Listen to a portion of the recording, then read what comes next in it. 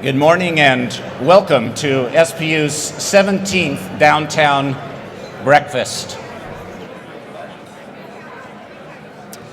For those of you that I have not had a chance to meet, my name is Jeff Van Duzer, and I am the provost of the university, and it's my great privilege to be able to serve as the MC for this morning's breakfast. As I was coming in this morning, I was looking around the room and I realized that there are a number of you here who have been with us for many, many years. And I thought I would just begin by telling you how grateful we are for you and for your friendship and for your support. We're really delighted that you can be with us again today, and really for the whole room on what actually looks like it might be the second day of spring here in the Northwest. I'm very glad that you were able to get up so early and join us for breakfast.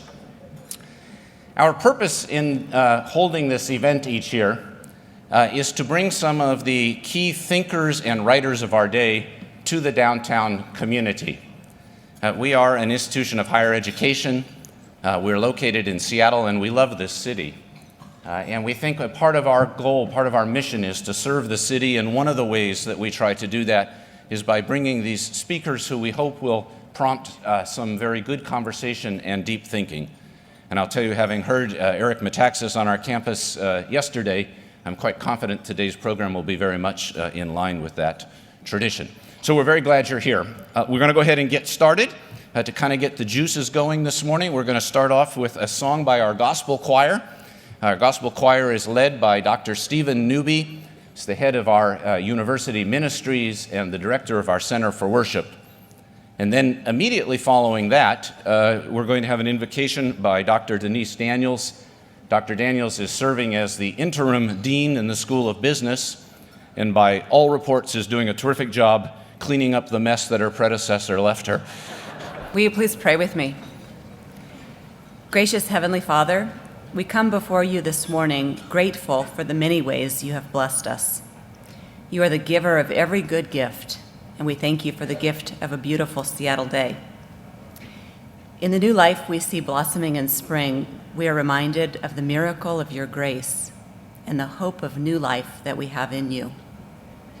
We're grateful for the opportunity to gather together, and we desire that you would be honored in our time this morning. May your thoughts be our thoughts, and your ways our ways. Lord, I ask that you would bless Seattle Pacific University as we work to accomplish your purposes in and through our students. May we be a blessing to our city, our nation, and our world. Thank you for this food and for the many people who have worked to prepare and serve it. May you use it to strengthen us for service to others. It's in Jesus' name that we pray. Amen.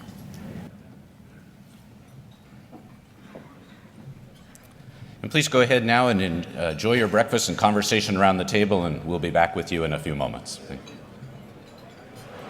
Well, I hate to break in on the breakfast conversation, but my job as MC is to keep us on track here. So we're just going to charge ahead. I was thinking as I was preparing for this morning that I think I've been at about a dozen of these breakfasts. And I don't think I can recall us ever doing this, but I want to publicly acknowledge and thank the staff at SPU that have worked literally for months in planning and organizing and rolling this out. So.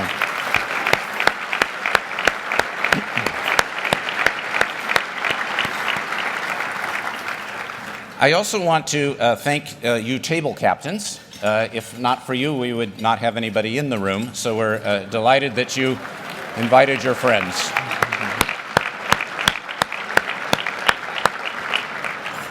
And then I want to thank our sponsors, who are really very much the financial backbone for this event. We have a number of silver sponsors that are listed there on your program. They have some posters in the lobby. We're very, very grateful for their support. We also have 3 gold sponsors who have given very generously: Oxano Advisors, Ellis Lee and McKinstry, and Fisher Plumbing. And last, and certainly not least in any sense of the word, we want to thank for their very, very generous gift, the platinum sponsor, U.S. Bank. So please join me in thanking all of these folks.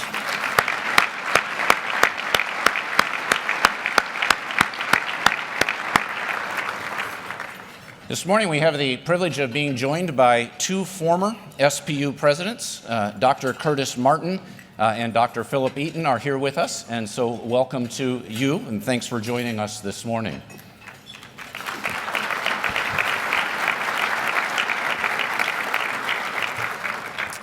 It's now my privilege to introduce to you our 10th president, Dr. Daniel J. Martin. And I realized as I was getting ready for this that for many of you, this may be actually your very first time to meet him, so I want to tell you a little bit about his background. One of the most unusual things really about him is the path that he took to get here. And thinking about my own career, I realized that where I have ended up here near the end of my career bears no resemblance at all to what I thought I was going to do as I was graduating from college. And actually, in talking with many of you in this room, it seems that that's more or less the norm. Whether it's serendipitous or providential, doors opening, doors closing, we end up in some place that doesn't look like anything we thought about. For example, in my case, I was going to be a U.S. Senator after singing in a rock band and playing in the NBA. And here I am. So imagine how unusual it is that at the age of 20, while still an undergraduate at Southern Nazarene University, Dan felt a call to Christian higher education, and more specifically, a call to someday be the president of a Christian university. And he's not a very old guy, and so hold that fact and you keep in mind that for literally the last 2 decades, he has had his eye on Seattle Pacific University. And so this really is, in some ways, the culmination of a long call. He, after graduating as undergraduate, went on to get a law degree at the University of Kansas. For most of us, that would have been enough, but he said, hey, while I'm here, why not get an MBA as well? And he did that. He then went on and got a doctorate in education. For most of us, that would have been enough, but he said, why not get 2? And he went on and did that. He then took a number of different positions in higher education, working with finance enrollment, and at Point Loma was the head of the development group there for some time, before becoming the president at Mount Vernon Nazarene University, which was the position he held just before he came here. And Dan has been our president since last summer, but many of you were able to participate earlier this month in his inauguration. He arrived on our campus with his family, joined by his wife Pam, who's here with us this morning. Welcome to you. And his 2 boys, Jacob and Joshua, who are not here with us this morning because at best Dan and Pam know they're on their way to school. People have asked me what Dan is really like. As a provost, I have the privilege of working very closely with him, and I want you to tell you it's a joy to work with him. He is very accessible, he's smart, he doesn't stand on ceremony, he has a great sense of humor in a kind of his own quirky way, he's a practical jokester. He listens very well. You see him in meetings and he takes copious notes in the tiniest little handwriting you need a magnifying glass to read his notes. And he remembers well. He remembers ideas, he remembers people. Sometimes he and I will be walking across campus together. I who have been here a dozen years, he who has been here a few months, and I will see a group of students coming toward me that I think I should probably know at least one of them, and so I'll do the kind of head nod. Dan will call them out by name, enter into conversation about what's going on in their lives, and I've seen him do this with students and faculty and members of the broader community. He loves people. He's a strategic thinker. He's leading our campus through a wonderful time of rethinking or deeper thinking around what engaging the culture and changing the world is going to look like in the next chapter of our life together. Dan is a very, very good man, and we are very lucky to have him as our president. So please join me in welcoming Dr. Daniel J. Martin. Too long and too much. Well, thank you. It is great to be here with you this morning, so let me please add my welcome to you. I'd also like to add my thank you to our sponsors, to our table hosts, and as Jeff mentioned, certainly the team of faculty and staff that have gone above and beyond to make this event a reality. Your efforts are greatly appreciated. and you've succeeded in ensuring SPU's commitment to excellence is not just well represented, but furthered. Thank you so much. And certainly among the many guests here today, it's a great privilege to have President Emeritus Dr. Phil Eaton and his lovely wife Sharon with us. Dr. Eaton, the institution is forever indebted to the tremendous leadership you provided not just to SPU, but to Seattle and beyond.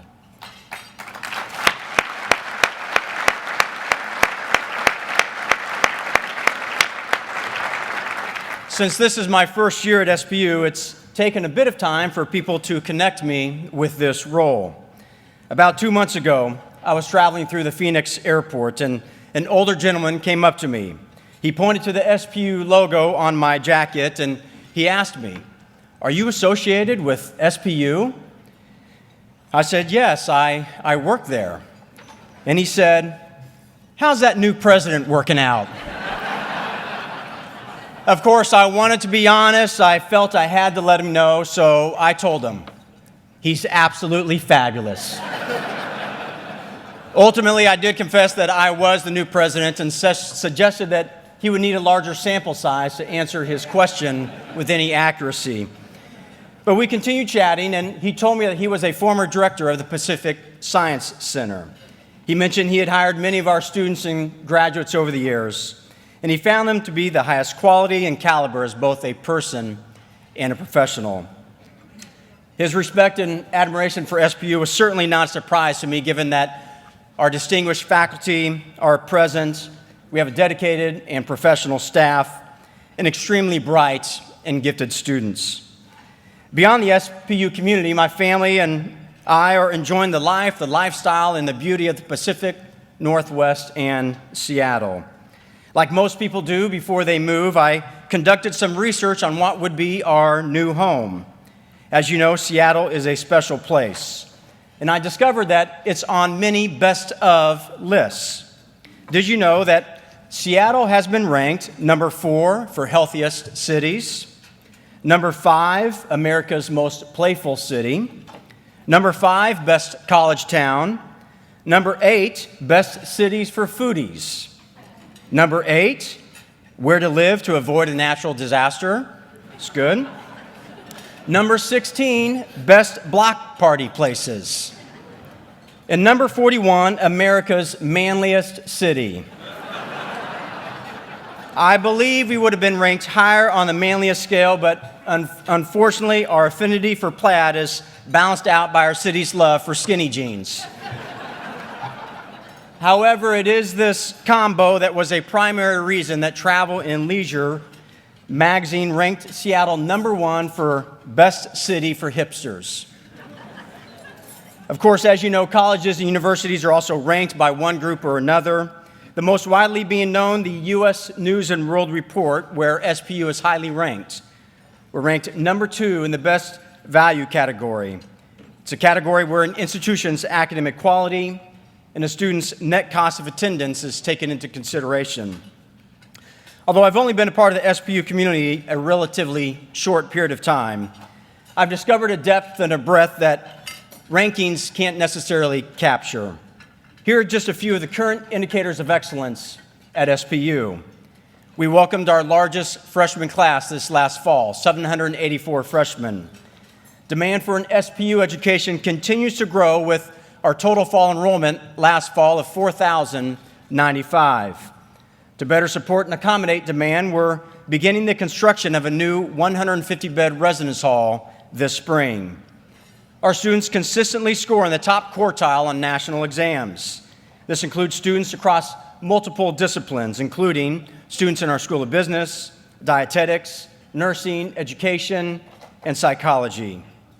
The West Coast premiere of the play Letters to Sala is currently running on campus. Letters to Sala is based on the book Sala's Gift, My Mother's Holocaust Story by Ann Kirshner. The author and playwright were present for the opening. In the past year, students in our School of Psychology, Family, and Community provided over 70,000 hours of service and clinical care in our community. Our physics department received the National Science Foundation grant of $821,000. This grant supports a partnership with Rutgers University to investigate optimal teaching practices in student learning in the STEM fields. Our men's basketball team achieved a ranking of number 2 in the nation. We reached, but unfortunately fell to Western Washington in the NCAA Division II West Regional Championship. And we offer unique study and research opportunities, such as our 900-acre wilderness environmental research campus on Blakely Island, internships such as the one afforded to senior Sarah Konopasky, where she's working on the front lines of the battle against cancer in the research lab of Dr. Peter Grimm, the executive director of Seattle's Prostate Cancer Institute. And even the opportunity for students to produce a literary and art journal that cultivates an artistic community around original poetry, prose, visual arts, and music. By almost any standard industry measure, quantitatively or qualitatively, SPU is recognized as a great university. And as we build on our foundation of excellence established on Queen Anne Hill in 1891, I invite your partnership and your engagement with SPU through events such as this, attending academic, cultural, or athletic events on campus, perhaps offering internship opportunities for our students, or even providing financial support for student scholarships, endowments, or to expand and enhance our facilities to better support our mission and vision as we remain a vital part of Seattle's higher education landscape. Before I close, let me touch briefly on one last area that relates to everyone here this morning. Since I've arrived in Seattle, I've been reading each day about our city in the Seattle Times. And I've also been taking careful note of where our students are serving in the broader Seattle community. Here's what I learned. As fabulous as our city is, clearly identified on almost any national ranking, Seattle is not immune to some of the most pressing concerns of our contemporary society: homelessness, hunger, illiteracy, human trafficking, and more. As members of this community, I believe we have both an individual privilege and a corporate responsibility in addressing such challenges. At SPU, we believe that we're part of the solution. Our students, faculty, staff, and alumni know that they can make a difference. This belief is captured in our university's vision: engaging the culture and changing the world. Looking at the crowd this morning, individuals, corporations, and organizations from all corners and sectors of Seattle, I can't help but imagine the difference we could make if we joined together through various opportunities of service and engagement, working toward the greater good for a flourishing Seattle. Imagine ending homelessness in Seattle, ensuring that our children do not go to bed hungry, eliminating human trafficking, dramatically increasing our city's high school graduation rates. I believe that addressing our community's concerns together would not only establish a new standard for what it means to be a world-class city, but define what it means to be a true community. It is a conversation that I encourage, an exploration that we will conduct, an effort that we will pursue, and an invitation for you to consider. Thank you for being here. I look forward to getting to know you all in the city better in the days ahead. Thank you. As your program indicates, that's Zach Marsh. Zach is a senior, graduating in music with a concentration in composition, and over his years at SPU, he's played in a whole host of different settings in our musicals, in our talent shows, in our worship services. From time to time, I will attend a Sunday evening worship service across the street from the university where Zach performs, and I'll tell you what I've told him. I would go to that service just to watch him play piano. The way he connects with his music is worship, and it has led me into worship. So we thank you again, Zach, for sharing your gifts with us this morning.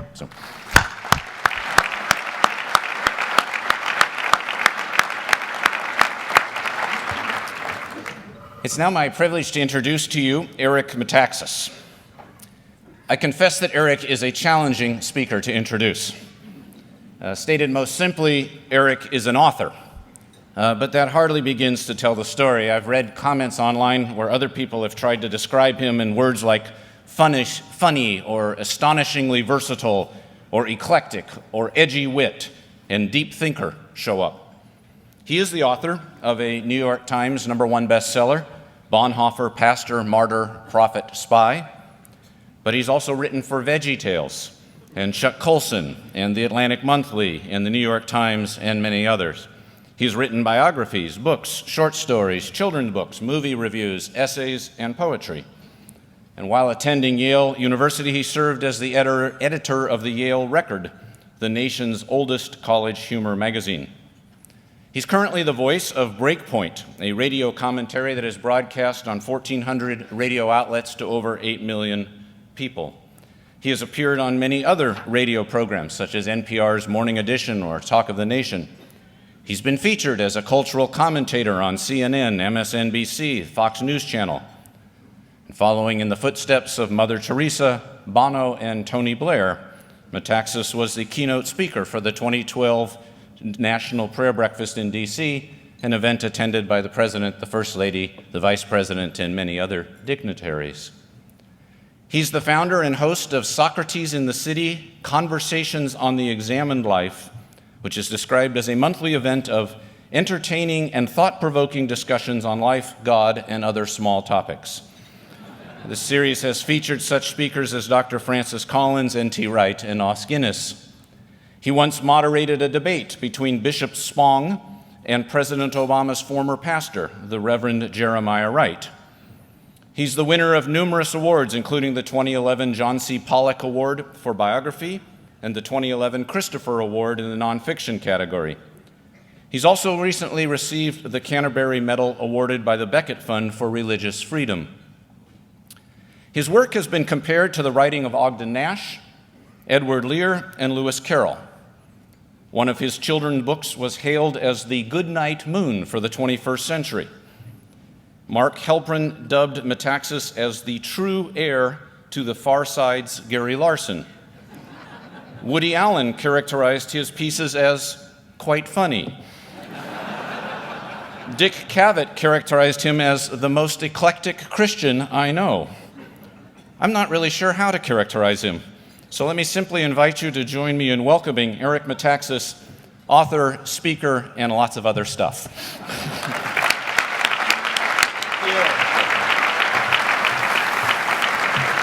Wow. After an introduction like that, the only prudent thing to do is not get up. I can't top that. And a lot of that is true, by the way, Jeff. Thank you. There's one thing you did leave out, and I guess you couldn't possibly know this, but the most important thing that you might have mentioned, and I'll mention it now, is that I am definitely not a morning person. Thank you very much. That's why I wore this tie, to remind myself that it's morning and to wake you up. And but anyway, I've had coffee, and so I'm just going to soldier on. You're the ones that, if you feel like nodding off after the heavy protein, you can. I can't. So I'll do my best. I'm so grateful, honored, and humbled. It's a cliche, except in this case, I really mean it, to be invited to speak at this august gathering. When I think of who you've had before, it really is an honor. And I want to commend Seattle Pacific University for putting these breakfasts on, because I think it's important for us to think every now and again. But not today. I really do, and that's kind of what I want to talk about a little bit. But I want to thank President Martin and Provost Van Duzer for having me this morning. I want to tell you a little bit about my story and how I came to write the Bonhoeffer book as a way of leaping into Bonhoeffer. Okay, my story, I'll start at the beginning. My parents are European immigrants. My dad came from Greece, hence my surname Metaxas. My mom came from Germany, hence my deep love for Siegfried and Roy. And I promise eventually I'll retire that joke. But not yet, because you still tittered at that. So as long as people get that cultural reference, I'm going to hang it out there for you. If you're raised Greek and German, inevitably, and this is just like math, if you're raised half Greek and half German, that means you're raised Greek.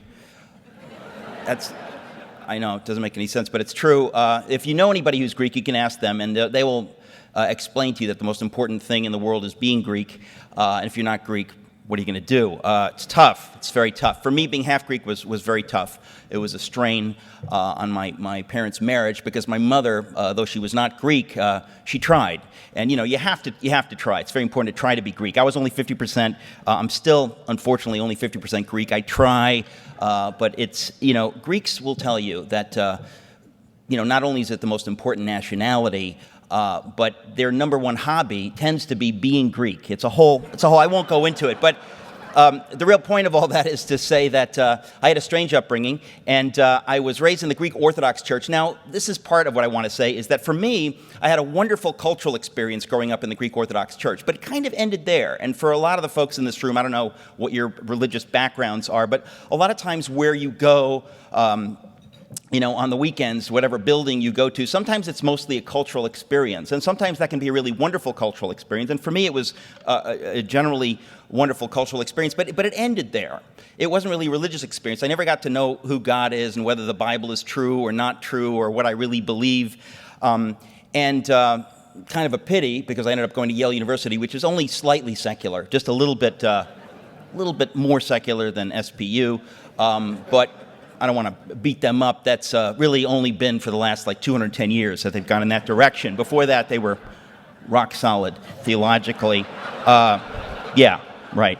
So, but if you go into a place like that not really knowing what you believe, it could be a problem. And for me, it was kind of a problem. I think that, you get the idea. If you go there with an open mind, which I did, and by the way, that's the only thing I would point out, is if you have to go to a place like Yale University, try not to go there with an open mind. That's really the mistake that I made, because if you kind of go there not knowing what you believe or the answer to what's the meaning of life, what you'll pick up there, which I did, is that's a question we don't ask.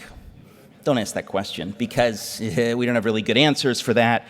The best thing is to sort of avoid thinking about it. In a way, if you really think about it, this sort of materialist worldview, which says this is all there is so bleak that most people don't ever really think about it, because it's just too painful to consider. Imagine if all of the beauty in the world and all of the love and the music you just heard actually means nothing, right? Most of us know that couldn't possibly be true. The two songs that we just heard have to be signposts to something beyond themselves, don't they? What is that? What happens when I'm moved by a piece of music? Does that really mean nothing? If I'm moved by beauty, do flowers really mean nothing?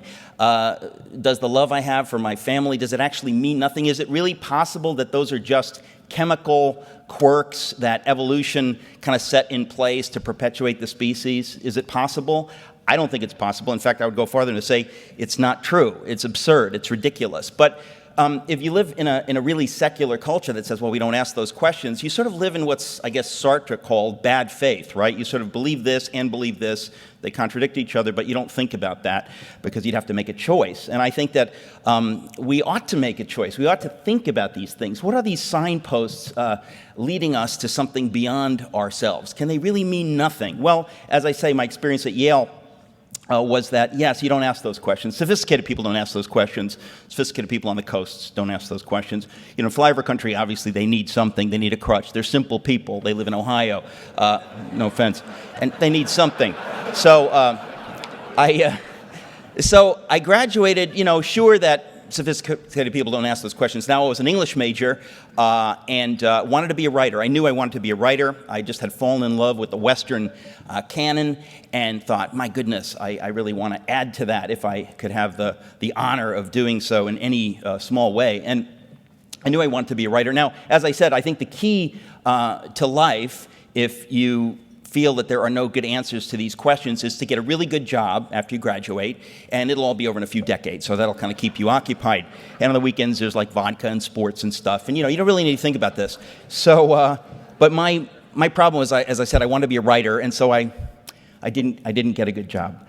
I floundered. That was my career path, actually. If you want to be a writer, you flounder for a season. If you say season, it's biblical. I floundered for a season, and then I drifted for a season, and then actually I was able to. This is kind of tough, but I was able to flounder and drift together. That's not so easy to do. But if you do that just right, inevitably you end up moving back in with your parents, which is exactly what happened to me, and I don't recommend it, by the way. I specifically don't recommend moving in with my parents. They'll eat you alive. You know, as I said, they're working-class European immigrants. They don't have this attitude that my friends' parents have. They said, oh, you know, Eric's finding himself. He wants to be a writer. This is wonderful. It's all grist for the mill. You know, he'll land on his feet. My parents were thinking, yeah, we don't really want you to find yourself. We want you to find a job and get out, please. Because we worked really hard to get you through that Ivy League university. We didn't get to go to college. What do you say, Eric? Get a job. And so I was not very happy because, as I said, I was lost. I mean, I didn't know. Not only did I think that there was no answer to the big questions, but here I wanted to be a writer. What does one write about? I really was pondering these things at the same time that I was sure it had already been decided that there are no answers to this. So it's a real conundrum. And so in this difficult place, living with my parents, wondering what I'm doing with myself, with my career going nowhere fast, it's kind of like somebody says, I'm lost, but I'm making good time, right? Thank you. I just didn't know what to do, and I ended up getting a job to support my non-writing habit, my fictional fiction writing habit. I got a job as a proofreader at Union Carbide in Danbury, Connecticut, the chemical conglomerate. Yes, that's what you want to do. If you've written poetry and short stories and were the editor of the Yale Humor magazine, surely you want to be proofreading chemical texts and things like that. That was the goal. It was a very unpleasant time in my life. Maybe I mentioned I was living at home. Did I mention that? And I was 24, living at home and working at Union Carbide. And if Union Carbide wasn't depressing enough, this was about a year and a half after the Bhopal disaster. So the corporate culture was just full of joy. And I have to say that in that misery, and by the way, probably the Hebrew word to describe that experience would be Gehenna. I don't know if there's any biblical scholars. If there's any scholars here, you can share that with your table mates. But it was a tough time for me. And in my misery, sort of culled from the herd, so to speak, on my own, not hanging out with my friends, I was able to think about this stuff all the more and be all the more depressed. And I met a guy, graphic designer, who was a person of serious faith, who began to share his faith with me. And I knew enough from my Yale training to avoid those insane Christians, right? We all know you just don't want to get near them because they're obviously crazy. And but I was in enough pain not to be able to avoid him entirely. So I would continue to have these conversations. And I was actually astounded that he knew the Bible very well, which I did not. I'd been to church every single Sunday. I was an altar boy, and I knew nothing. And I was embarrassed by how I had rejected something that I was so utterly ignorant about. But over time, I noticed that a number of my intellectual objections to the faith had been dismissed just by talking. Now, it didn't get me anywhere, but it was enough to at least provoke my thinking, to pique my interest somewhat. But as I said, I've been well trained to avoid crazy people like this who took the Bible seriously. So it was kind of a difficult situation. But once in a while in my pain, I would throw out one of those prayers that we do when we're in anguish that says, you know, God, if you're up there, give me a sign or something like that. And one night, about 9 months into this period, I had a dream. Now, I won't tell you that because we don't have time right now. But if you go to my website, I can say it's just my name, ericmetaxas.com. There's a video where I talk about this. It was nothing less than astounding. And I don't dream very much. This was absolutely mind-blowing, life-changing experience for me. And I think if you watch the video, it's very short, but you'll understand why. But God basically revealed himself to me in a way that I could have only hoped might be possible. I was quite sure that even if there were such a thing as truth, we couldn't know it, that educated people could not know it, and people who claimed to obviously were nuts and probably would, you know, do something violent eventually if they took it very seriously. So you just avoid them and that subject. But suddenly, Shazam, I found myself believing all this crazy stuff, and now wondering, what do I do with the rest of my life? I believe this. I'm not really particularly happy about believing it, but I have to somehow unpack it. So obviously I started reading books and trying to make sense of what I knew to be real. The first thing I did was turn my writing career over to God, which is pretty smart if you consider how I'd been handling it up to that point. I have to say, God took me on an absolutely bizarre career journey. We've heard some of the highlights here, doing any number of things. I never expected to write children's books. I wrote many of them long before I was married or had a kid. Worked for VeggieTales, that's true. And I know some of you have heard of VeggieTales, and that was an extraordinary experience. I wrote half of Lila Kindly Viking. I wrote the Hamlet omelet parody. I know some of you were wondering who was behind that.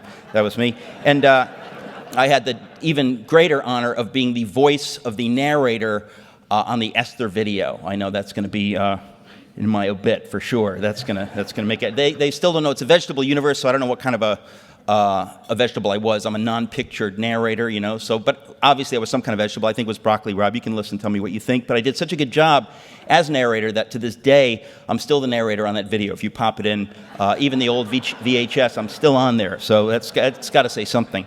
But just this bizarre career. But how I came to write the Bonhoeffer book is that I had this desire, almost a crazy desire, after I had come to this faith. I said, you know, it's not right that I had rejected something that I knew so little about. If you're going to reject it, at least know what you're rejecting. Make a rational decision. And so I wrote a book with the absurd title, Everything I Always Want to Know About God, But We're Afraid to Ask.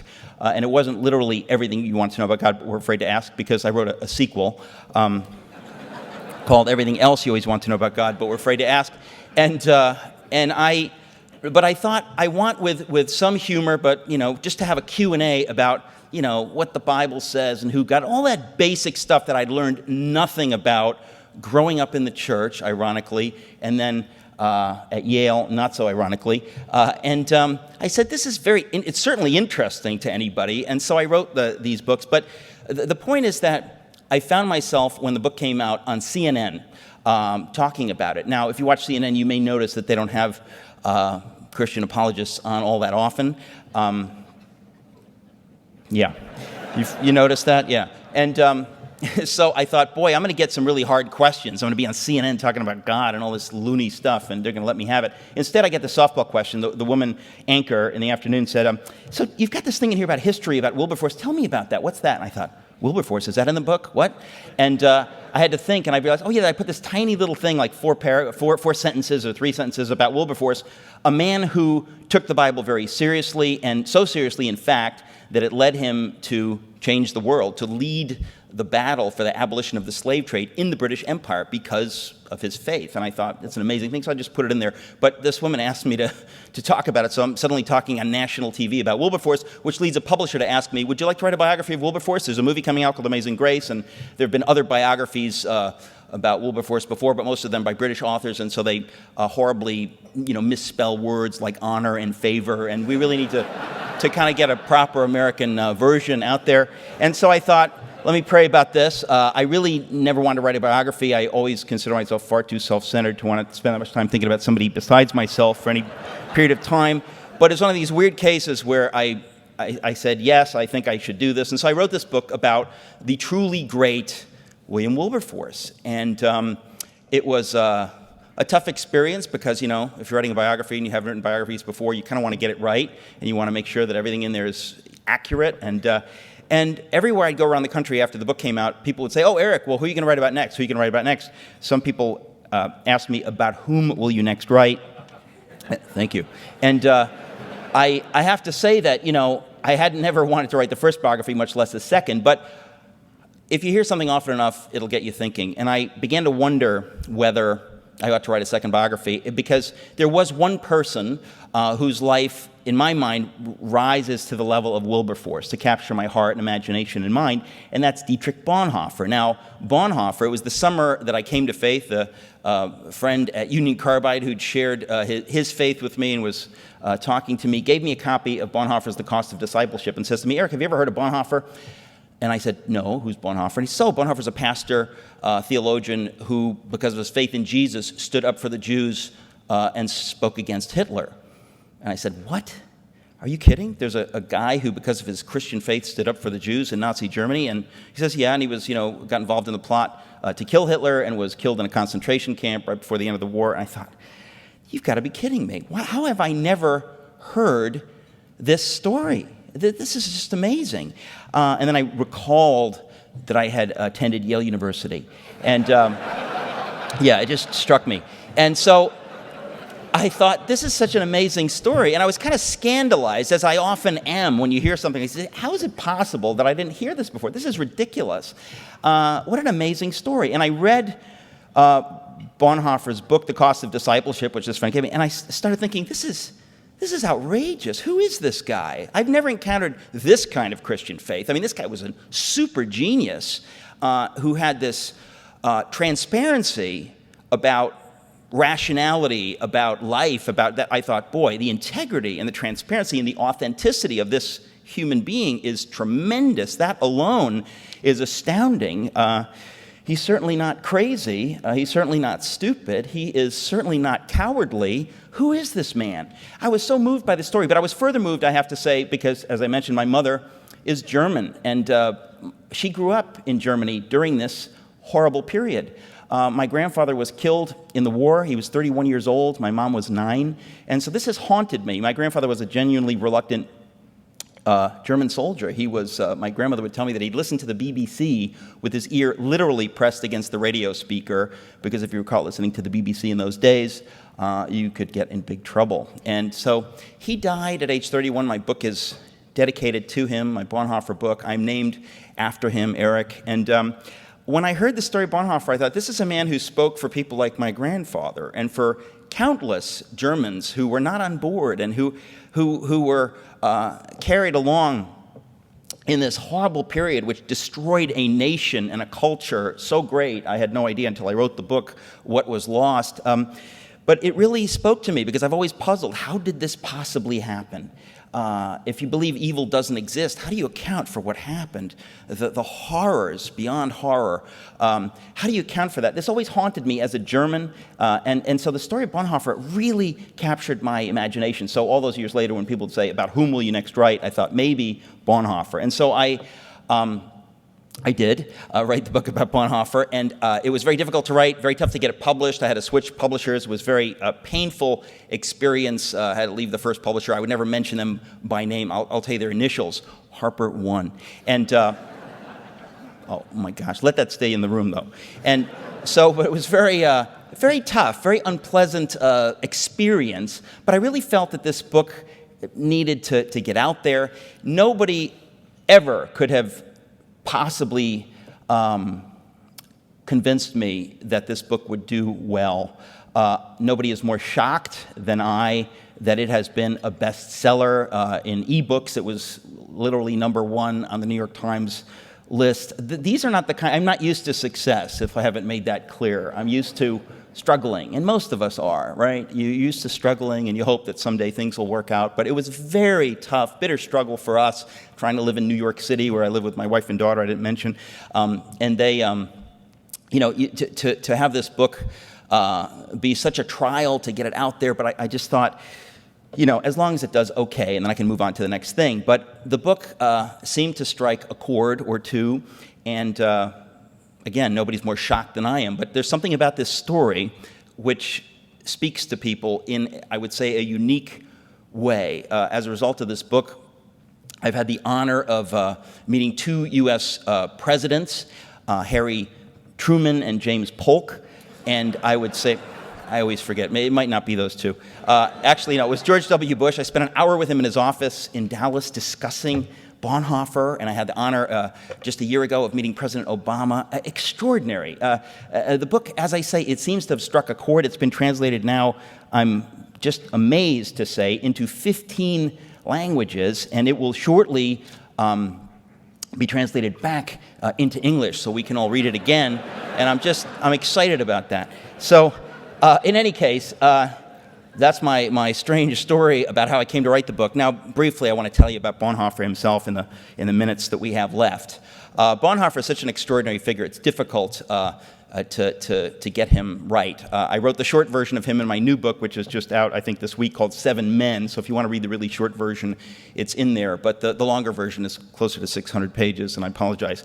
But the story is so fascinating, I have to tell you, it simply is. And I think that's why the book has done well. There aren't many people like this. He was born, we can start, in 1906, into what must be described as an absolutely magnificent family. I'll never forget doing the research on this because I thought, some great people just arise out of a vacuum, like, who are Columbus's parents or who are, Einstein's parents or who are they? We don't really know, but my goodness, Bonhoeffer's parents. His father was the most famous psychiatrist in Germany for the first half of the 20th century, one of the great scientists and doctors of Europe. Very famous man, genius. Bonhoeffer's mother was a genius. All of his siblings were geniuses. Just a spectacular family on every level. Bonhoeffer's brother, Carl Friedrich, decides to go into physics, and for a Bonhoeffer, going into physics means he split the atom with Max Planck and Albert Einstein. Try to compete with that at the dinner table. What do you do this weekend? Yeah, I split the atom with Einstein. What do you have going on? And it's amazing. He really did split the atom. I actually had the honor of seeing the atom in a museum in Dresden. It's about the size of a softball. They were a lot bigger in those days. I don't know if you realize that. He split it with an axe. That's not true, but okay. But he split the atom. His brother split the atom. The other brother goes into law, becomes the head of the legal department of Lufthansa. They were all geniuses. All the sisters are geniuses. They marry geniuses. Amazing people. But what's important is not just that they were geniuses, because you can be a genius and misuse your gift. Bonhoeffer's father, this great scientist, taught his children to think clearly, to know how to think, to tell the difference between a fact and a non-fact, as scientists must, right? You have to know. You can't think with your emotions, or you have to know the difference between what is true and not true, and then you have to follow the logic rigorously, to the end, all the way to the end. That is something that in the family culture was very important, to know what you think, to know what you believe. Why? Because you may have to die for your beliefs. Do you ever think about that? Do you ever think about it's important to know what you believe? This family was, as I say, a kind of a culture where around the table you'd be careful what popped out of your mouth. You'd think twice before opening your mouth, which is not a bad thing. But I think it would have been kind of daunting. But a real crucible in which to learn how to know, do I know what I know, or am I just spouting off, or whatever? Just an extraordinary culture, as I say. They were very, by the way, extremely sophisticated, culturally speaking. We talk about music. My goodness, the Bonhoeffer family were all musical virtuosos, or at least most of them were. They knew every painting, every opera, every great work. They traveled widely. These are impressive people, so much so that you can't help but feel a bit jealous when you study them a little bit. You think these are amazing people. But what's incredible is that they weren't just impressive. They were the kind of people I think you would have wanted to hang out with. That's the impression I get. They weren't just impressive. There are a lot of impressive people that you don't want to hang out with. And they send those letters out at Christmas telling you what they've been doing the last year. And it's just, don't do that anymore.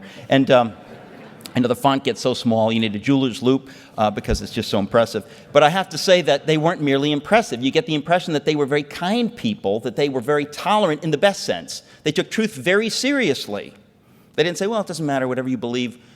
But if you disagreed with them, they would treat you well, that they would honor you. They were kind people, gracious people. It was a culture of caring about others in the family. So this is the culture in which Dietrich Bonhoeffer, the youngest of 4 sons, or 4 girls as well, was raised in this beautiful culture. Now, at age 14, he announces to the family he wants to be a theologian, which most 14-year-olds tend not to make that announcement. I don't know if you've noticed, but he actually knew at age 13 he wanted to be a theologian, and waited a year, because if in the Bonhoeffer family you opened your mouth, they would hold you to it for a lifetime and mock you for a lifetime if you didn't follow through. So you tended to be careful what you said. Again, not a bad thing. And you had to think it through. So he knew he wanted to distinguish himself in the field of academic theology, not to be a pastor or something, but really to be an academician at Berlin University, the place on the planet to study theology, by the way, in the 1920s. He said, that's what I'd like to do, and he announces it to the family, and that's exactly what he does. And he impresses the living legends on the faculty of Berlin University, sort of like impressing the physicists at MIT or Caltech. I mean, this is the place to study theology, and he impresses the living legends who were there at the time. Bonhoeffer gets his doctorate at age 21. Anybody here get the doctorate at age 21? I'm always curious. Me either. And although I guess I can say this since SPU is an academic institution, I have just begun work in earnest just this past month on getting my honorary doctorate. I'm really gonna focus. I'm writing my honorary dissertation right now, and so Bonhoeffer is academically tremendously important. Now, the question that he's asking and answering on this very high theological level in writing his 2 dissertations is, what is the church? That's his question. And in the course of answering this question on this very high level that impresses all of these living legends in the world of theology, he finds that he comes to love the church itself and that he wants to be ordained as a Lutheran minister, not just to be an academic, but also to be ordained as a Lutheran minister. He couldn't get ordained until you're 25, so he decides to spend a year in Barcelona, Spain, as an assistant vicar in a German-speaking congregation, picks up Spanish in like a weekend, and then at age 24, he comes to America to study in New York at Union Theological Seminary. Again, you don't get the impression that he went there so much for the theology. He really, I think, wanted the cultural experience of living in New York. He tended to look down his nose at what passed for theology at Union. Now, Bonhoeffer was not theologically liberal, but he respected the theological liberals at Berlin University. Even though he disagreed, he learned from them, and very humble in that way. But at Union, not so much. He kind of felt like it was a very kind of subpar in terms of what he expected academically. But you don't get the impression, you get the impression from his letters, and I quote his letters copiously in the book. They're very funny, what he writes, because you can tell that he's been with the best of the best, and now he's in New York, and it's just not up to snuff. But the impression you get is that he was not in America for academics. Again, he'd gotten his doctorate at age 21, now he's 24. He was there, I think, for the cultural experience, and that's borne out in what happened.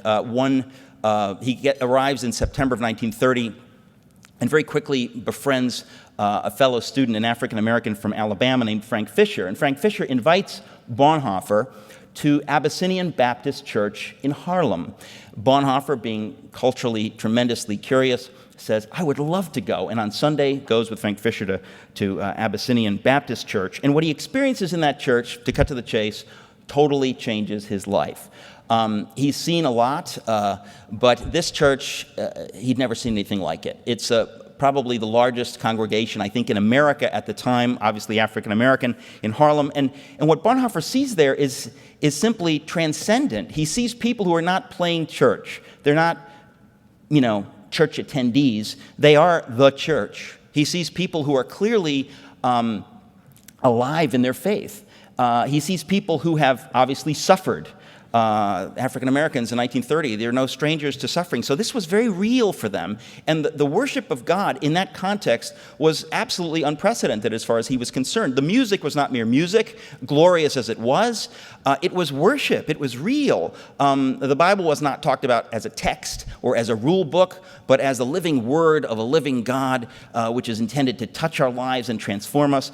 Bonhoeffer was blown away by what he saw in this African-American church, and so touched that he decided to go back every Sunday that he possibly could while he was in New York. And that he did. He went there not just to worship, but also to teach in the Sunday school, to get involved in the lives of the congregation, got very involved. And when he goes back to Germany in 1931, all of his friends can see he's different. They can see that something has changed. What has changed about this person? Well, what had changed, I don't think his theology changed particularly. When you read, I quote what he writes in my book. There's a ton of Bonhoeffer in my book, which is one of the reasons that it's long, but there's so much that he's written that is just gold, just beautiful pearls and gold, and you want to put it in there because I'm assuming you're not going to get the 16 volumes of his collected work, so I kind of pulled out the best stuff. But one of the things that you see is that his thinking theologically is really straight before he goes to New York. But something happens on the other side. It's not so much to do with his thinking as to do with his heart. You get the impression that this experience in this African-American church has changed his heart, and that his desire in life is not so much to impress people with his theological acumen as it is to be an obedient disciple of Jesus Christ, which is really, what Christians are supposed to do. But we tend not to think in those terms. But this experience among the African Americans in this church absolutely changed his heart. And so he goes back to Germany. His friends notice that he's more serious about God, not about theology, but about God.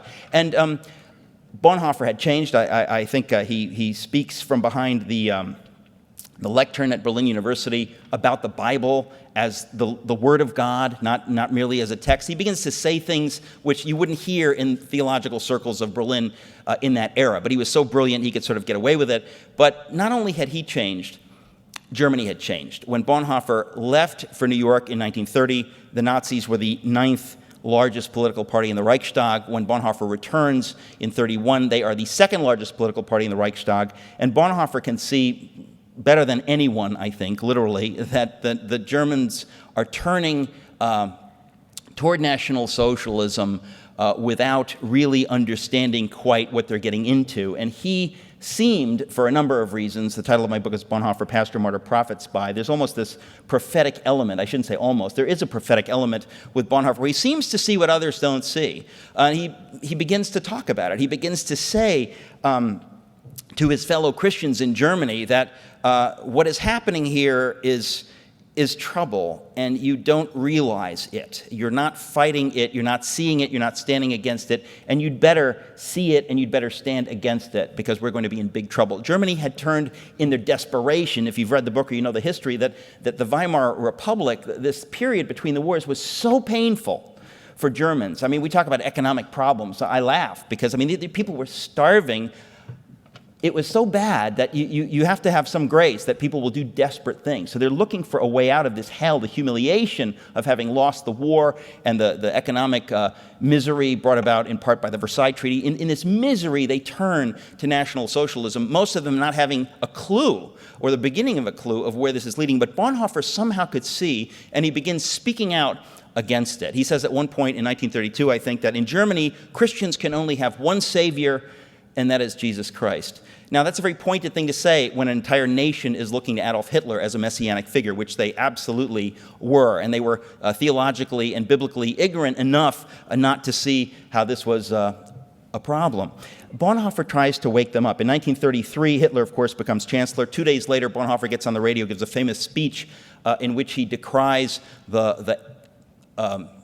the thinking, or the error, I should say, of the so-called Führer principle. Now, Führer is the German word for leader, and it was a very popular idea between the wars, this idea that Germany needs a Führer, needs a leader. We haven't had that since the Kaiser was abdicated at the end of the war, forced by the Allies to abdicate. We had a great leader. We need that again. And so, of course, they anoint Adolf Hitler as the leader, the Führer. And Bonhoeffer, 2 days after Hitler becomes chancellor, 2 days after Hitler becomes the Führer, explains how this thinking is faulty, that this idea of leadership is faulty. He says that on the radio, 2 days after Hitler is chancellor, he says that true leadership, or real authority, gets its authority by being submitted to a higher authority, which is to say, God. And to whom is the Führer submitted? Where does he get his authority from? Bonhoeffer talks about the idea that real leadership is, by definition, servant leadership. The great leader serves those who are under him, doesn't make an idol of himself, but serves those. Every parent understands that. You would die for your children. That's what true leadership is. So Bonhoeffer unpacks this, and from the beginning is outspokenly critical, not in a merely incendiary way, but nonetheless critical of the National Socialist movement. The first thing that happens, where the real flashpoint begins pretty quickly, is the Nazis are trying to take over all of the culture, trying to remake it along National Socialist lines ideologically, which of course is racial, right? In other words, they want Germany to be tribally, ethnically pure. And so to be really German means we have to get rid of all the Jews, obviously. Now, not kill them, because that's not even a gleam in the eye of most National Socialists at that point, but we've got to push them out of German society. We've got to divide. And we will do that everywhere, and they began to do that. But the one place they did that, which really caused this flashpoint early on, just a couple months into Hitler's chancellorship, was when they say that the German church has to be divided from all Jews. Now, you may know from your history that so many people who were ethnically Jewish in Germany during the decades and even centuries before had converted to Christianity. So they went to church and they just said, well, we're Germans and we go to church and so on and so forth, but they ethnically were Jewish. Well, the Nazis said, well, we can't have that. If you are a Jewish, you can go to your own church, you can do what you like, but you can't be part of the German church. Well, Bonhoeffer immediately says this is a deal breaker right out of the gate, because the church is the place. God looks on the heart. He looks on your faith. He doesn't look along, at the color of your skin. He doesn't look at your last name. Faith is something that stands apart from those kinds of divisions. And Bonhoeffer had a real challenge convincing his fellow Christians about this, because let's not forget, in this country, we've been very confused about issues of race. These things need to be thought through. Bonhoeffer had thought them through. He had thought through what is the definition of what is the church, as I've said, and he begins to try to explain to his fellow Christians that this is a deal breaker, and if we, the church in Germany, do not stand against the Nazis on this issue, it's over. Now, he had I would say, relative success in the beginning, very relative. It was very difficult to convince people that the Nazis were serious about this or that this would lead to trouble.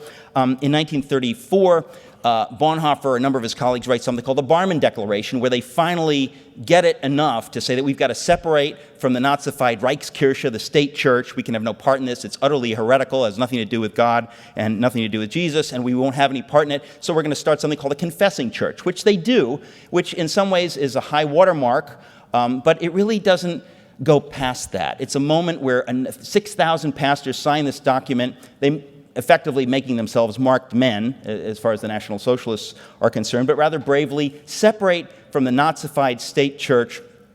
But Bonhoeffer sees that this is only the beginning of sorrows, that this is not going to end, that the Nazis are trying more and more to restrict the religious freedom of German Christians, and they're doing so with tremendous genius, political genius, and legal maneuverings, and that it becomes more and more difficult for the serious Christians in Germany to be serious Christians, to practice their faith. You can, of course, have a private faith, you can have freedom of worship, and you do your little weird stuff in your little buildings, but once you come out, you belong to the state, and you must bow to the secular orthodoxy of the National Socialist state. So Bonhoeffer is really, during this period, praying and asking God, what do I do about my faith?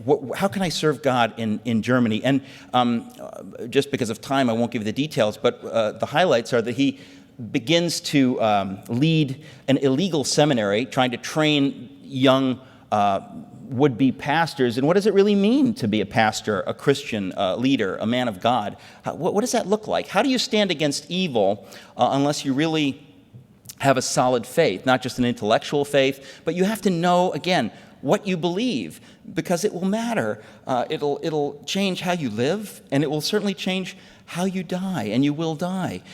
What does that mean? Bonhoeffer spent a number of years training these young men in what it means to be a real Christian, and again, not just some ecclesiastical figure who kind of goes along with the tide, as many did at the time, just because they wanted to continue to get their paychecks from the government and from the state church. But Bonhoeffer can see that it's not going to end well. The Nazis became more powerful. He was trying, I guess the point I want to make at this juncture is that Bonhoeffer was trying to get the church in Germany to wake up and to understand that if we don't fight en masse, if we don't understand the severity of the situation and stand against the state right now, we will cease to be, and Germany will be destroyed. And as I say, he was largely unsuccessful. There were small measures of success along the way, but basically, most Christians in Germany at the time didn't see the severity until it was too late. Bonhoeffer was forbidden by the Nazis eventually from teaching, and then from speaking publicly, and then from publishing. Why was he forbidden from publishing in the Third Reich? Well, he had the temerity to write a book on the Psalms. The Nazified state church, they were trying to create a Christianity that was utterly devoid of all Jewish elements. Good luck with that project. And they considered the entirety of the Old Testament to be too Jewish. And if you read it, it really is kind of Jewish, now that you think of it.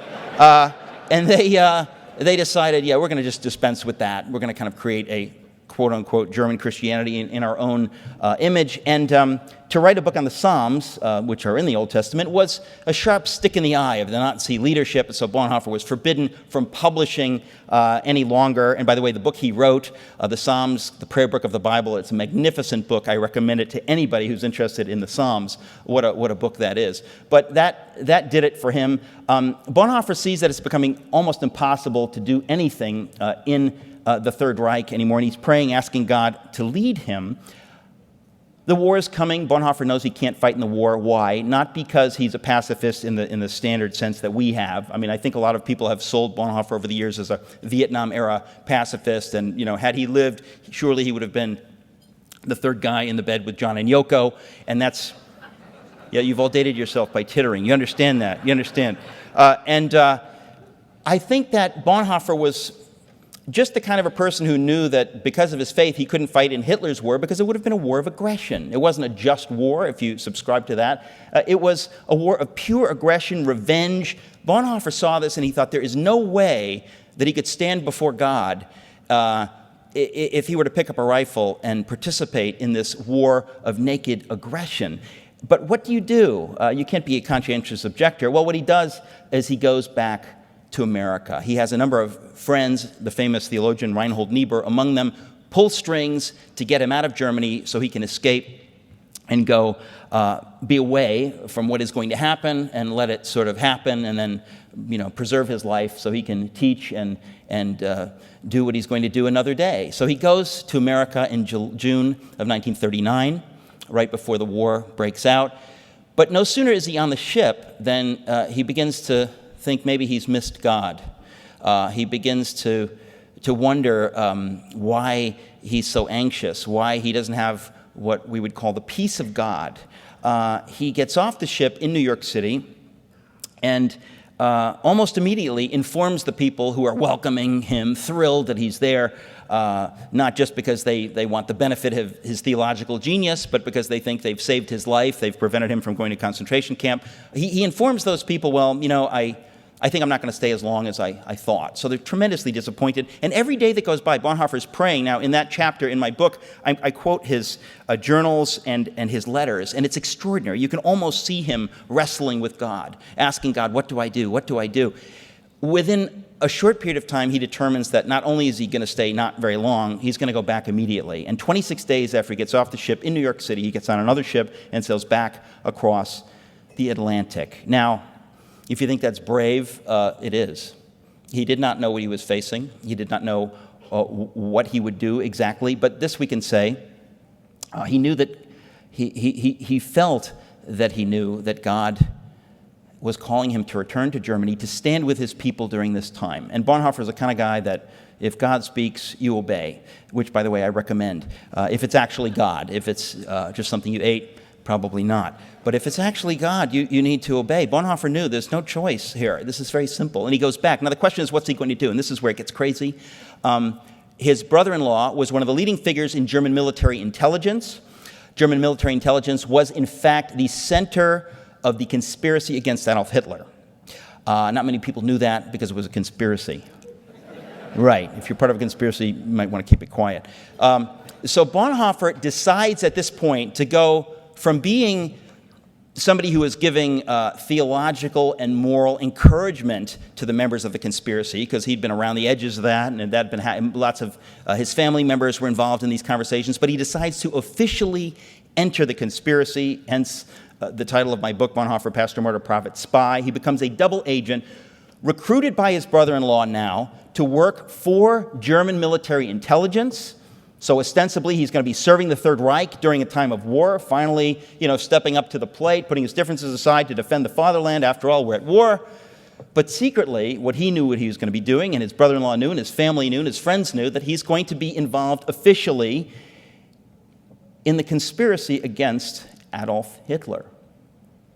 If you come to the Q&A, I can try to unpack how he got there theologically, but it's an amazing thing for a pastor to officially get involved, to say, yes, I'm now going to work for German military intelligence, but in fact, what I'm going to do is travel around Europe to the neutral countries, as I can do as a member of German military intelligence, but I'm going to secretly meet with members of the Allied governments, with the members of the enemy Imagine being at war in Germany, and now you're going to secretly meet with members of the Churchill government. It's chilling, but this is what he did. He met with a friend of his, George Bell, the Bishop of Chichester, to get word to Churchill that there are Germans inside Germany working against Adolf Hitler. An extraordinary, dangerous, and brave thing that he did. In 1942, he fell in love. I won't tell that story, but in the book, I tell the story of this love affair and subsequent engagement, which really has never been told before. I didn't think I'd write anything very new in my book, just wanted to tell the story of Bonhoeffer. But this is, these letters were published in 1992, so I had the benefit of that and really got to tell that whole story. But in 1943, just as Bonhoeffer's engagement has been made public, he is arrested. Not for his involvement in the plot to kill Hitler, that had not been discovered yet. He's arrested for his involvement in a plot to get 7 Jews out of Germany into neutral Switzerland. And he goes to Tegel military prison. He's treated reasonably well. Bonhoeffer believes that he will get out. There's enough legality in Germany that he thinks his case can be brought to trial and he can beat the rap and get out. He's planning his marriage, writing letters with his fiancée, thinking that for sure I will get out. My case will be brought to trial. I'll convince them that I wasn't really involved. I can do that. And if that doesn't work out, something else can happen. The Allies will win the war, and we'll get out of this nightmare that way. It looks like the Allies are winning anyway. Or thirdly, the conspirators, who have not yet been discovered, will succeed in killing Hitler and his top lieutenants, and this nightmare will end that way. So he has great hope. But we know that in July of 44, the third iteration of these attempts to kill Hitler, the Valkyrie plot, goes awry. Not only do they fail to kill Hitler, but the conspiracy for the first time is discovered. So suddenly now thousands are arrested, tortured, names come up, Bonhoeffer's name's at the top of the list. So from here on in, his days are clearly numbered. He's transferred to the Gestapo prison, then to Buchenwald. And in April of 45, think of this, 3 weeks before the end of the war, he is taken to Flossenburg concentration camp and executed at dawn on the express orders of Adolf Hitler. And I remember when I heard this, I thought, how can God allow this? That a man, 39-year-old genius, engaged to this wonderful woman with such promise, 3 weeks before the end of the war, 3 weeks before Hitler takes his own life in the bunker, he'd be killed. It doesn't make sense. God, how can you allow this? And if you fail to see the tragedy of it, you're missing something.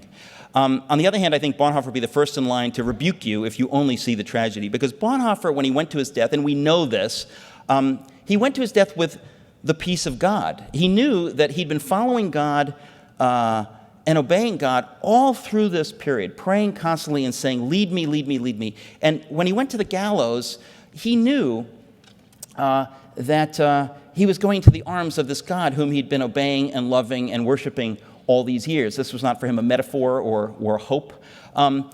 In fact, I'll close with this. I close my book with this. In 1933, 12 years before his own death, Bonhoeffer preached a sermon in which he talks about death. And he says, death is the most terrible thing imaginable unless it is transformed by faith in the God of the Scriptures.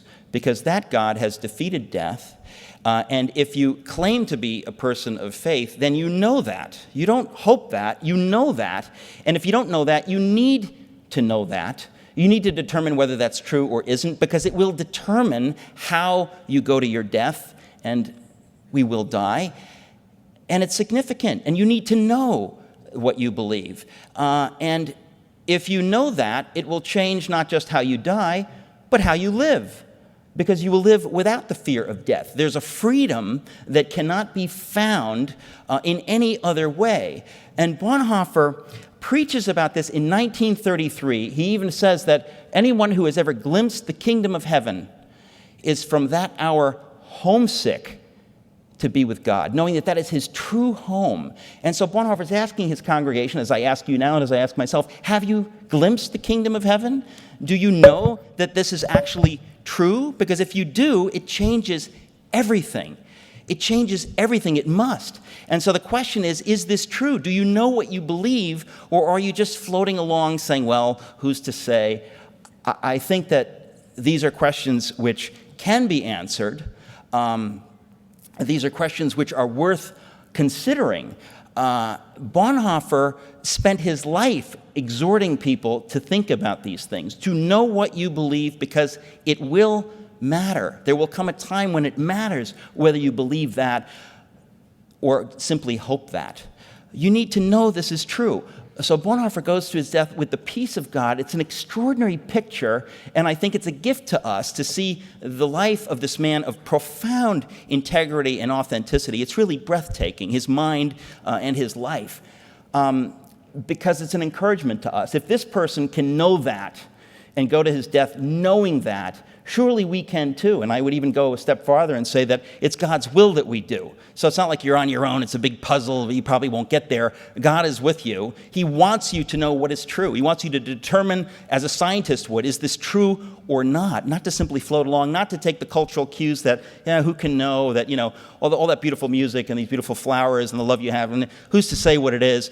I will tell you what it is. These are signposts to something beyond this world. They're given to us as a gift by God. We can ignore them, or we can say, there's something there. I need to think about it. Bonhoeffer's life, to me, is a testament to the idea that there is such a thing as transcendent truth and beauty, and that the very reason that we exist is to look in that direction and to ask who's ever out there to lead us on that path so that we can know, because it will matter, it will affect how we die, it will affect how we live, and it will affect everyone around us and how they die and how they live. No pressure. Good morning. Thank you.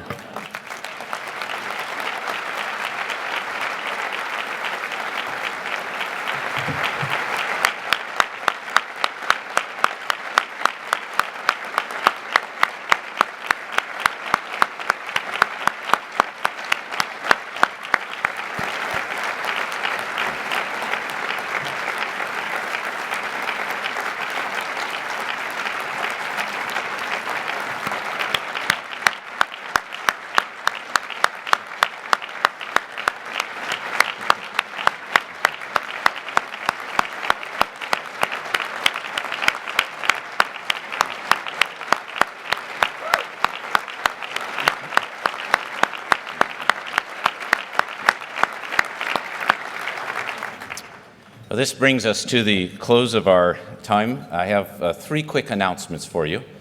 On your table are some cards that we have left and ask you for feedback.